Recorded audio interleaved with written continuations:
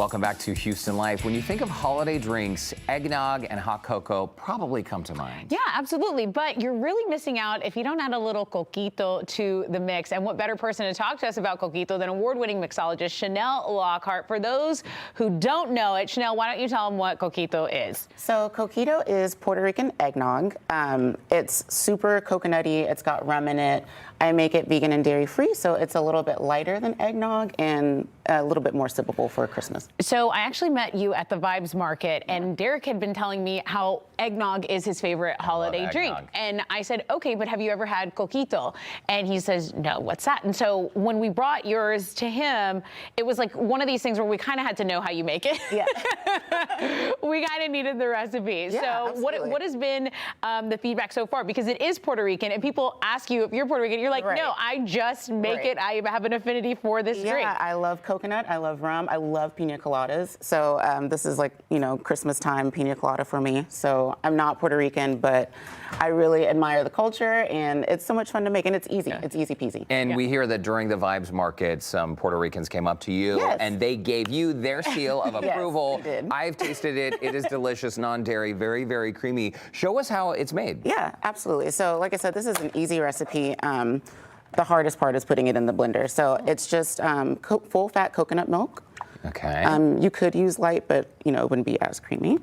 And then I use an almond and cashew milk blend because cashews do have a little bit more fat, so that kind of adds to the creaminess as well. Nice. And then Coco Lopez, which is just a coconut cream. Coco Lopez. Yeah, so we use it a lot for like pina coladas. Right, that's a main ingredient in pina coladas. And then a ton of rum. Oh. A ton of rum. Yeah. You're not even measuring that. No, I'm not going to measure it. Measuring It's with fine. her heart. It's fine. The ancestors said it wasn't enough. So coconut milk and coconut cream are a different thing. They're two totally different things. So when you're buying your ingredients, keep an eye out for that. Yes, for sure. What kind of spices you got there? So this is cinnamon that I just added, and then a little bit of nutmeg. Okay. Yeah. And, oh, it smells so good. Doesn't it smell good? Yes. It smells And like then the holidays. that's really it. Could you do a non-alcoholic version of this? Absolutely, Go ahead yeah. and blend it. Here, it's. Let's turn that on. So you could do it without the rum.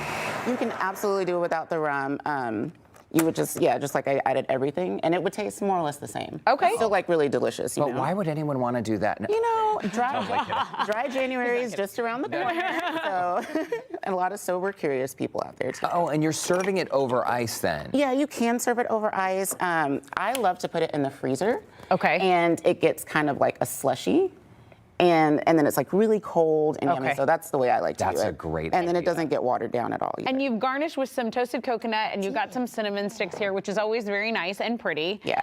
My mouth is watering personally. I don't know about you. But it just smells like Christmas. It really does. It's a cinnamony treat here. Wow. And Chanel, do I understand that you have won some bartending competitions previously? Yeah, some Cheers. local bartending competitions, yeah. Don't be modest. You can tell us what they Brag. are. Now's the time to brag, right now. I did do the, every year the Texas Black Restaurant Weeks, they do a bartending challenge. So I've done that. I've done some speed competitions, and it's always fun getting to, relay with the community in Houston and see other bartenders and see who's the best. And this is not just a hobby for you, right? This is your career. No, yeah, I've been a bartender for 15 years. Wow. So I really got to watch the whole craft cocktail revolution come in. I mean, when I started bartending, we were still making Long Island and lime green drinks. So. Right. There's definitely been an evolution of sorts. And, the Coquito is what we wanted to talk to you about. But you also brought in another cocktail that looks really fun. Is there glitter in here? What's going on here? There is. I like to add a little zhuzh for the holidays. And,